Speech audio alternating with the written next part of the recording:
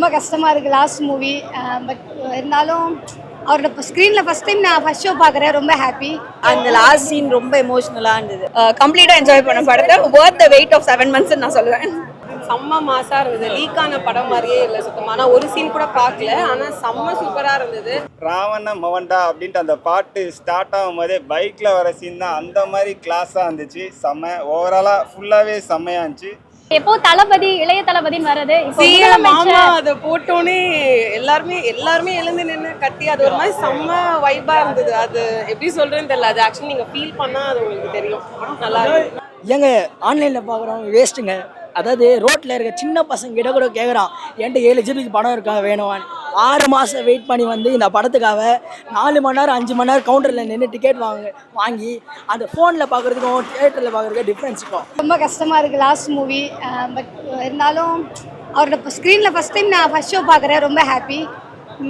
I love you Thalapathy. So இனிமேல் நடிக்க மாட்டார் இல்லையா? ஐயோ அது சொல்லி ஆல்ரெடி அந்த சீன் பார்த்து தான் அழுதுட்டு வந்திருக்கோம். ஆல்ரெடி ரொம்ப கஷ்டமாக இருக்குது. Chief minister. ஆமாம். இப்போ எப்படி சொல்கிறது, ஒரு எமோஷ்னலாக இருந்துச்சு. ரொம்ப இந்த மாதிரிலாம் நம்ம பார்த்துருக்க மாட்டோம்.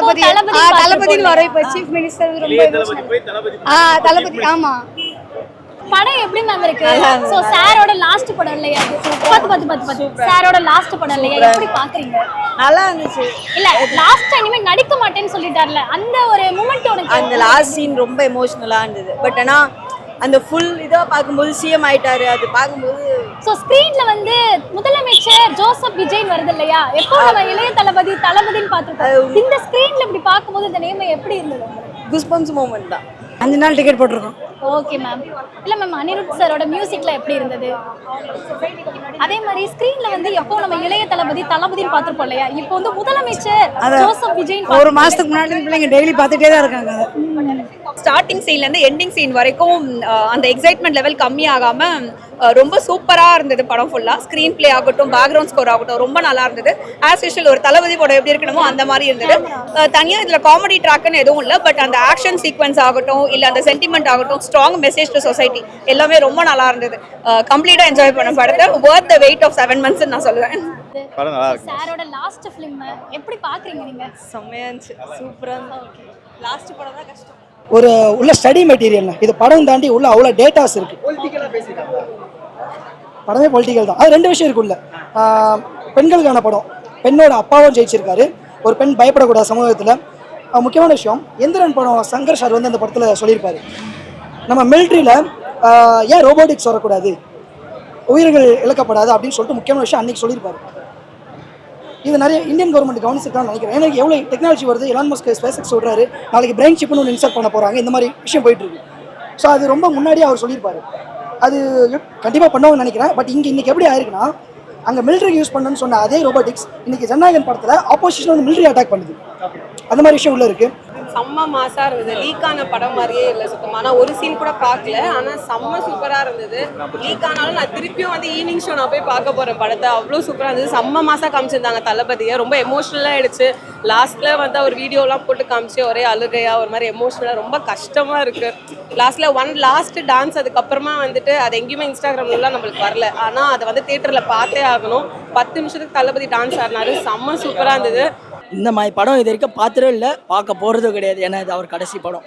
அந்த டைட்டில் கார்ட்லேருந்து அந்த 3 மணி நேரம் எப்படி போச்சுன்னு தெரியல. ஒரு சீனும் அவர் இன்னொரு தடவை பார்க்க மாட்டோமா இன்னொரு தடவை பார்க்க மாட்டோமான்னு கேட்க விட்டுச்சு. சூப்பராக இருந்துச்சு. அந்த டைட்டில் கார்டை பார்க்கும்போது உங்களுக்கு எந்த மாதிரியான எமோஷனல் இருந்துச்சு? ஏன்னா எப்பவும் இளைய தளபதின்னு பார்த்த நம்ம இப்போ வந்து முதலமைச்சர் அந்த டைட்டில் கார்டுக்கு ஒரு எடிட் போட்டாங்க. அந்த மாதிரி டைட்டில் கார்டு இது வரைக்கும் என் வாழ்க்கையிலே பார்த்துட்டு கிடையாது. எந்த அளவுக்கு இந்த படத்தோட ரீச்னா, சென்சார் சர்டிஃபிகேட் போட்டதுக்கே வந்து பார்த்தீங்கன்னா எல்லாரும் எப்படி ரியாக்ட் பண்ணாங்கன்னு தெரியும். ஏன்னா இந்த படத்துக்கு சென்சார் ஒரு பெரிய இஷ்யூ வந்துச்சு. படம் வந்து பார்த்தீங்கன்னா உள்ள 3 மணி நேரம் லேகே அடிக்காமல் நான் பார்த்தேங்க. படம் எப்படி இருக்கு?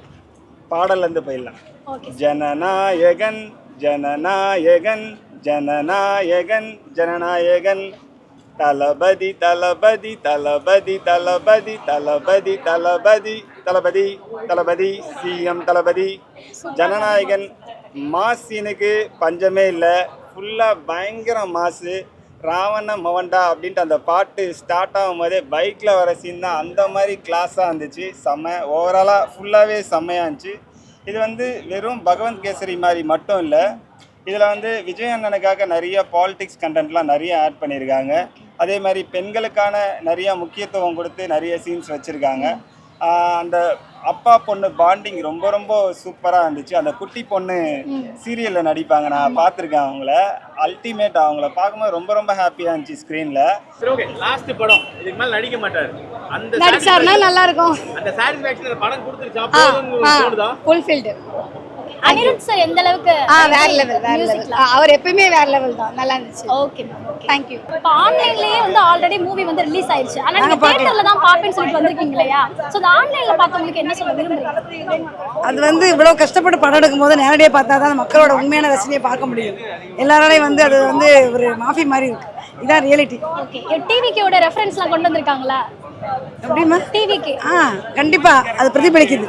அது வரப்போதுன்னு தெரியும் போதே கூஸ் பம்ப்ஸா இருந்தது. இன்னைக்கு அதை தேட்டர்ல பார்க்கும்போது ரொம்ப எக்ஸைட்டிங்கா சூப்பரா இருந்தது. அனிருத் சார் மியூசிக் எப்படி மேம்? அதான் பேக்ரவுண்ட் ஸ்கோர் சூப்பர், எல்லா சாங்ஸ்மே ரொம்ப நல்லா இருந்தது. அந்த மாதிரி காட்சிகள் இல்ல, வெறும் வயலன்ஸ்க்காக மட்டும்தான் வந்து ஏ சர்டிபிகேட் கொடுத்திருக்காங்க. அஃப்கோர்ஸ் வயலன்ஸ் சில சீன்ஸ்ல வந்து இருக்கு, அதுக்காக ஏ சர்டிபிகேட் கொடுத்திருக்காங்க. அந்த அளவுக்கு எனக்கு தெரிஞ்சு நான் ஃபீல் பண்ண மாதிரி அப்படி தடை விதிக்கிற அளவுக்கு எனக்கு எந்த ஒரு நெகட்டிவ் அப்போஷனும் படத்துல தெரியல.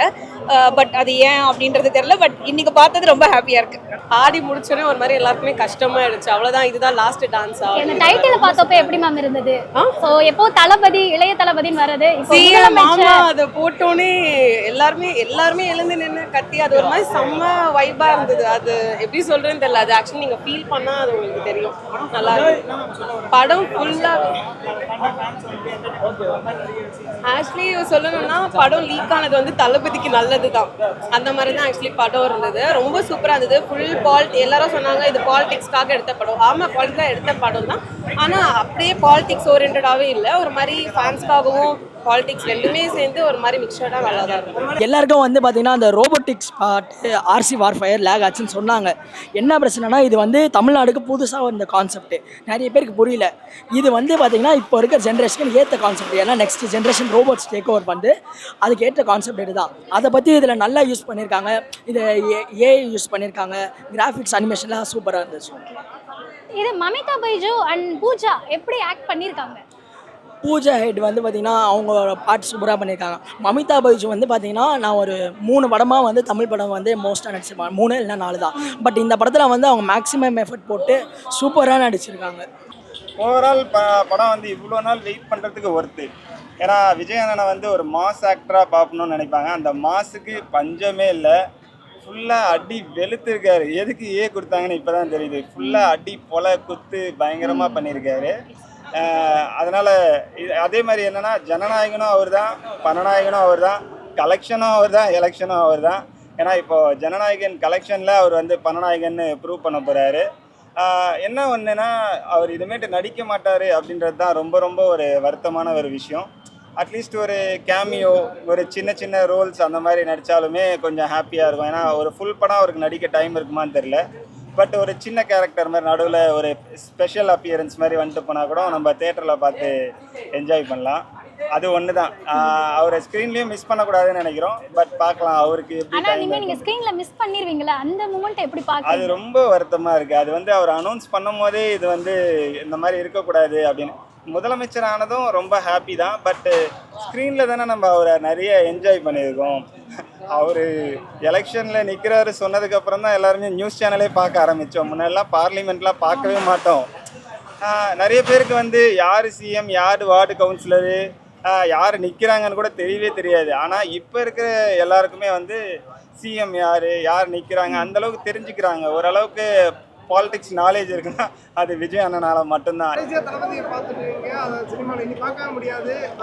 அது வந்து அவரை பார்க்கவே முடியாதுன்னா வருத்தமாக இருந்திருக்கும். பட் இப்போ நாங்கள் டே டு டே அவர் ஆக்ஷனில் பார்க்குறோம். அதனால வந்து நடிக்கலன்ற வருத்தம் இருக்குது. பட் அவர் நினச்சதை சாதிச்சுட்டு இன்னும் ஒரு நெக்ஸ்ட் லெவலுக்கு போய் அவர் என்ன மக்களுக்கு பண்ணுன்றதை பண்ணுறாருன்னு நினைக்கும் போது பெருமையாக இருக்குது. தளபதி ஃபேனும்.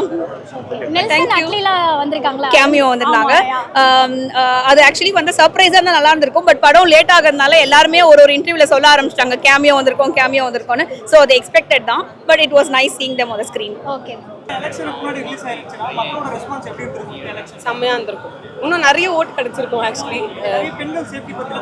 ஆமா, சூப்பரா சொல்லியிருந்தாரு. அதெல்லாம் வந்து ரொம்ப எமோஷ்னலா ஆயிடுச்சு. அந்த நம்ம சேஃப்டிக்காக சொல்லும் போது ஆட்டோமேட்டிக்கா வந்து ரொம்ப கண்ணுல இருந்து தண்ணி ஆட்டோமேட்டிக்கா வந்துச்சு. ரொம்ப சூப்பரா சொல்லியிருந்தாரு. அது எல்லாமே ரொம்ப எமோஷ்னலா இருந்துச்சு. டிவிக்கு ரொம்ப கஷ்டமா இருந்துச்சு. அழுகையா வந்தது. அவ்வளவுதான். டிவி இருக்கு, நிறைய இருக்கு. எல்லாரும் என்கிட்டே கேட்டேன், அப்படி படம் போய் பாருங்க, நிறைய இருக்கு படத்துல. எல்லாரும் வெளியில சொன்ன மாதிரிலாம் சத்தியமா படம் கிடையாது. செம்ம சூப்பரா இருக்கு படம். அப்படியெல்லாம் கிடையாது. டப்பிங் படம் நான் பார்த்தேன், லைட்டா சும்மா லைட் கிளிப்ஸ் பார்த்தேன். அப்படியெல்லாம் இல்லை, ரொம்ப எல்லாமே தாங்க ஓட்டிட்டு இருந்தாங்க. மேம் பூஜா மமிதா பைஜ்லாம் எப்படி நடிச்சிருக்காங்க? சூப்பரா நடிச்சாங்க. செம்ம ஆக்டிங். உண்மையாவே அவங்க சூப்பரா பண்ணியிருந்தாங்க. ஆக்ஷன்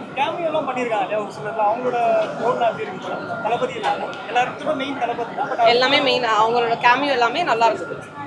எல்லாருமே சூப்பரா தான் பண்ணிட்டு இருக்காங்க. ஏங்க ஆன்லைனில் பார்க்குறோம் வேஸ்ட்டுங்க.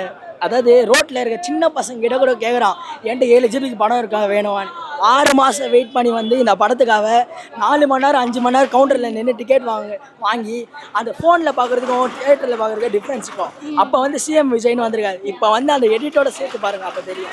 டிவிக்கு ரெஃபரன்ஸ்லாம் இருக்கா படத்தில்? இருக்கு, நிறையவே இருக்குது. எப்படி டிவிக்கே ரெஃபரன்ஸ்னு சொல்கிறதோட சோஷியல் ரெஃபரன்ஸ் நிறைய இருக்குது. சோஷியல் ரெஃபரன்ஸுக்கு சோஷியல் ப்ராப்ளம் நிறைய மென்ஷன் பண்ணியிருக்காங்க.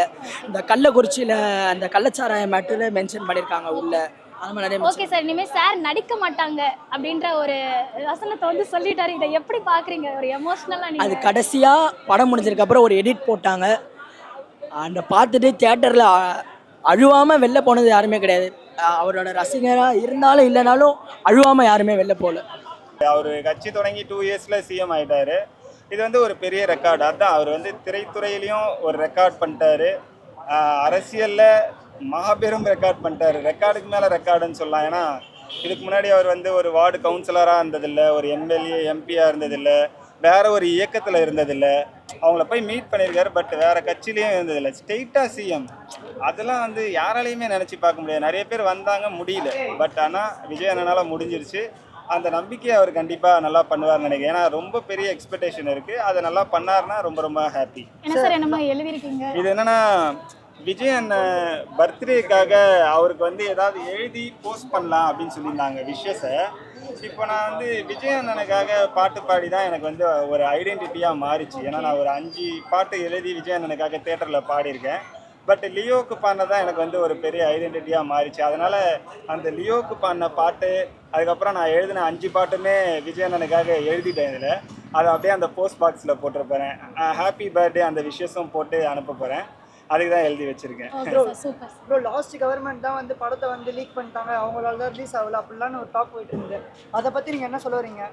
இதில் என்ன சொல்கிறதுன்னு, ஏன்னா நம்மளுக்கு வந்து நம்ம வெளியேருந்து பார்க்குறோம், அது வந்து உள்ளேருந்து பார்க்குறவங்களுக்கு தான் தெரியும். ஏன்னா நம்மளுக்கு வந்து சொல்கிற நியூஸாக தான் தெரியும். பட் ஆனால் யார் லீக் பண்ணாங்கன்னு அது எக்ஸாக்டாக நம்மளுக்கு தெரியாது. அதனால் அதை பற்றி சொல்கிறதுக்கு ஒன்றும் இல்லை. பட் அது லீக் ஆயிருந்தாலும் இங்கே செலிப்ரேஷன் வந்து பயங்கரமாக இருக்குது. ஒரு சிலர் பேசிக்கிட்டாங்க, நான் வந்து ஆன்லைனில் பார்த்துட்டேன், பட் இருந்தாலும் நான் தேட்டரில் வாட்ச் பண்ணோம் தளபதியை அப்படின்னாங்க. அப்போ தான் புரிஞ்சிச்சு இது வந்து தளபதி மேலே இருக்க லவ் எப்பயுமே குறையாது அப்படின்ட்டு. எனக்கே ஃபஸ்ட்டு வந்து ஓரளவுக்கு தெரியும் தளபதிக்கு பயங்கரமான ஃபேன்ஸு. ஃபஸ்ட்டு லியோவுக்கு வந்து நான் அவருக்கு தேட்டரில் பாடி அந்த பாட்டு ஐடென்டிட்டியாக மாறிச்சு. அப்புறம் தான் எனக்கு வந்து அவரோட இன்னும் நல்லா தெரிஞ்சிச்சு அவரோட மாஸ் என்னன்ட்டு.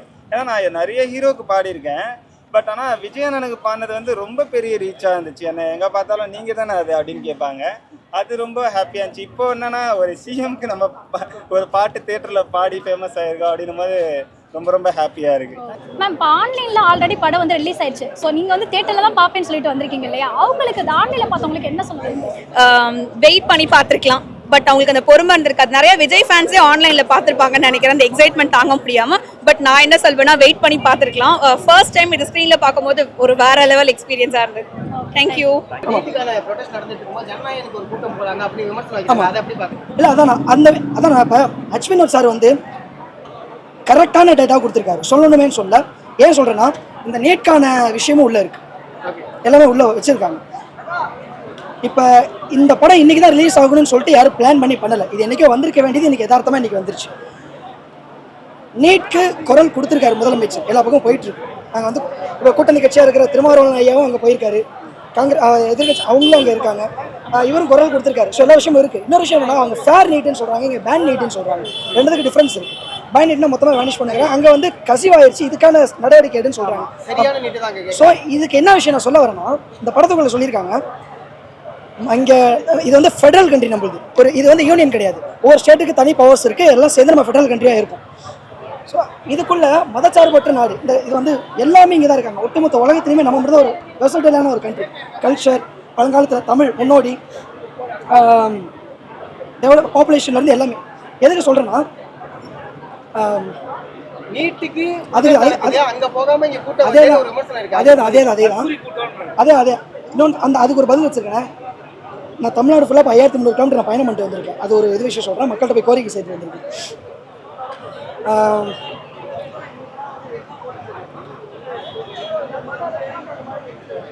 சாரி பதர், இல்லை அது கேட்ட கொஸ்டின். நீட்டுக்கு ப்ரொடெஸ்ட் நடக்குது, அங்கே போகாமல் இங்கேயே கூட்டமாக வரீங்கன்னு விமர்சனம் வைக்கிறாங்க. புரியுது. ஆமாம். அதான் படம் வந்து இன்னைக்கு ரிலீஸ் பண்ணணும்னு நினச்சி பண்ணல. இது வந்து இப்படி இந்த தான் குரல் கொடுத்துருக்காரு முதலமைச்சரும். இந்த விஷயம் போயிட்டு இன்னொரு அதாங்க படத்துக்குள்ளே ஒரு விஷயம் சொல்லியிருக்காங்க. அந்த விஷயம் இங்கே இருக்குது. என்னன்னா, ஒரு ப்ரொட்டஸ்ட் நடக்குதுன்னா மாணவர்கள் வந்து அறமொழியில் போராட்டம் செய்வாங்க. இந்த மாதிரி ஒரு விஷயம் இருக்குது. இங்கே தடியடி நடக்குது, வன்முறை நடக்குது அப்படின்னா இந்த படத்துக்குள்ள உங்களுக்கு அந்த விஷயம் இருக்குது. அரசியல் கட்சிகள் அந்த மதத்தை வச்சு உள்ள போராட்டம் பண்ணுறது தனிப்பட்ட, அதான் சொல்கிறேன், அங்கே ஃபேர் நீட், இங்கே பேன் நீட் டிஃப்ரென்ஸ் இருக்குது பாருங்கள். இங்கே பேன் நீட்டுன்னு ஒன்று சொல்லிட்டு இங்கே இருக்கிற ஜனநாயக படத்தை கிரிட்டிசைசம் பண்ணுறாங்க. ஆனால் அங்கே ஃபேர் நீட்டுன்னு போராட்டம் பண்ணிட்டு இருக்காங்க. இங்கே பேன் நீட்டுன்னு சொல்லிட்டு இவங்களோட கொள்கை எடுத்து வந்து பண்ணிட்டு இருக்காங்க. இதுக்கு அதாவது விஜயன பேர் எங்கெல்லாம் வருதோ அந்த இடத்துல கிரிட்டிசிசம் எங்களோட ஒன்று கிரியேட் பண்ணிக்கிறாங்க. ஆனால் அவர் வாய்ஸ் கொடுத்துருக்காரு. நானே இப்போ இதை முடிச்சு அடுத்து டெல்லி தான் போகிறேன். வாய்ஸ் நமக்கு இருக்காங்க. சரி, இப்போ அந்த தற்கொலைன்னு சொன்னாங்கல்ல, இந்த தற்கொலை தான் 8 கோடி மக்கள் நான் பார்த்துட்டு வந்திருக்கேன். இது வெளியே எங்கே தெரியாது. 6 மாதமாக ஒவ்வொரு மாவட்டமாக போயிட்டு நான் கேம்பிங் நான் தனியாக பண்ணி மீனவர்கள், ஜாதி மதம் பார்க்காம விவசாயிங்க, பழங்குடியினர், ரூரல் பிளேஸ்லாம் உள்ளே போயிட்டு என்னென்ன பிரச்சனைகள் இருக்குது, பழங்குடியினர்லாம் ஒரு குழந்தால மிக்குது, உடம்பு ஃபுல்லாக மிக்குது, அந்த மாதிரி ஒரு அவல நிலைகள் இருக்குது. துணி இல்லை, ரொம்ப சங்கடம், ரோட்டில் படுத்திருக்காங்க, சாப்பாடு இல்லை, ஆனால் எதோ சொல்லிட்டு இருக்கோம். இங்கே வந்து மாற்றி அடிச்சுட்டு இருக்கோம். இதுக்கான மாற்றமாக தான் ஒருத்தர் வந்திருக்காரு. 99% பேர் டிவிக்கு வரணும்னு சொல்லிட்டு லைவ் டேட்டா கொடுத்தாங்க. Before the election result before நான் ஒரு பதிவு பண்ணியிருப்பேன், கண்டிப்பாக டிவிக்கு ஜெயிக்குது அப்படின்னு போட்டிருக்கேன். ஆனால் பேரெல்லாம் அங்கே வேறு பேச்சு போயிட்டு இருந்தது. நானும் உண்மையுமே சொல்லி அதே மாதிரி ஜெயிச்சிருந்தாங்க. இப்போ முழு மனசோட அந்த டேட்டா மக்கள்கிட்ட எடுத்த கோரிக்கைகள் எடுத்து போய் நான் அவட்ட சப்மிட் பண்ணுறேன். இந்த பொறுப்பு இருக்குது. அட்லாஸ்ட் நான் ஒரு லாஸ்ட் ஸ்டூடெண்ட், எனக்கு அந்த ரெஸ்பான்சிபிலிட்டி இருக்குது. நான் இப்போ டேட்டா எடுத்து நான் சப்மிட் பண்ணுறேன். ஒவ்வொரு மாவட்டமே என்ன மாதிரி வளர்ச்சிகள் மேம்படுத்தணும் அப்படின்னு சொல்லிட்டு. ப்ளஸ் தமிழ்நாட்டில் இருக்க ஒட்டுமொத்த மாவட்டம் மண் எடுத்திருக்கேன். ஒவ்வொரு மாவட்டம் மண் எடுத்திருக்கேன். இந்த மண்ணுனால விஜய் ஒரு சிலையை உருவாக்கியிருக்கேன். அதையும் அவட்ட நான் கொடுக்குறேன்.